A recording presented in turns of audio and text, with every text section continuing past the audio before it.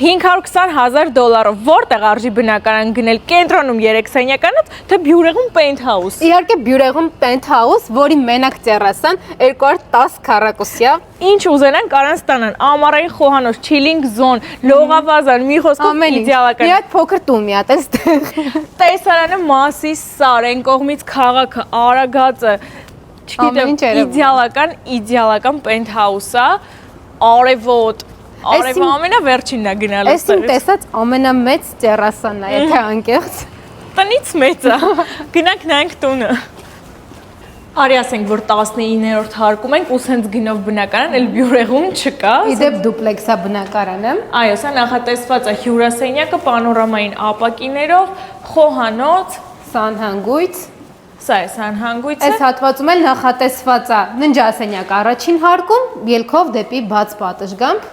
Գնանք նայենք երկրորդ հարկը։